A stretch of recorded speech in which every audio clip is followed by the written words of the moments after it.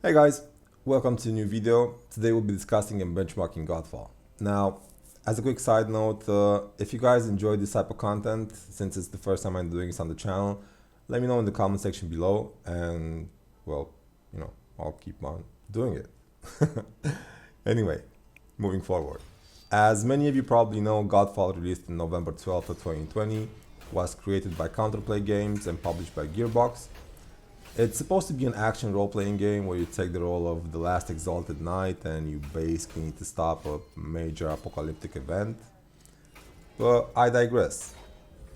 The world is basically split into a few realms, namely Earth, Water, and Air.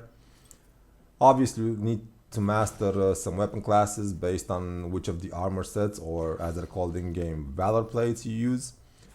The weapons range from long swords and dual swords all the way up to warhammers, great swords, and polearms. You can augment and customize every piece of equipment and gear to suit your playstyle as well.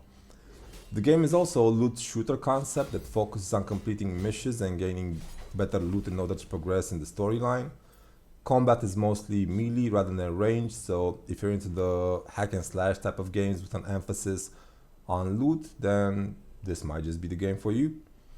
But enough about that. Let's talk about the graphics and what you need to have inside of your PC in order to actually run this.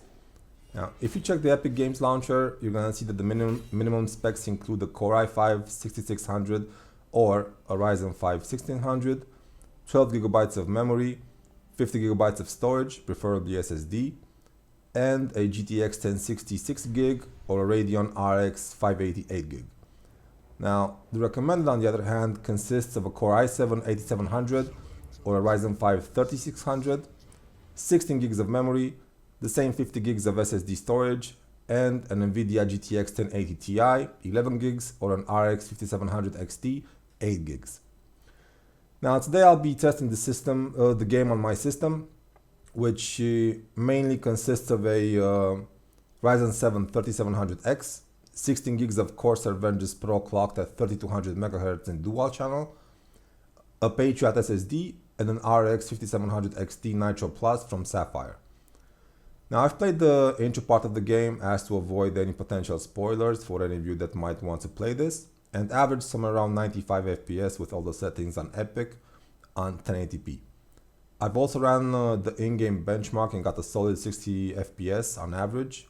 Now, as a quick side note, my CPU is currently underclocked to 4200 MHz from the base 4400 MHz boost, and the GPU has the power draw unlocked, but uses default fan settings. But even so, we can maintain a solid 2050 MHz on the GPU core clock, as seen in the upper left corner of the video. So I'll leave you all to watch the rest of the video and make your own opinion about the game.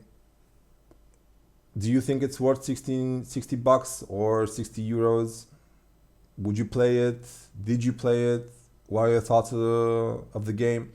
Also, let me know in the comment section, as again, if you want me to make more of this type of content, because I also have the pre-order on Cyberpunk 2077 up, and I got a few more games that I wanted to try and include in this type of format.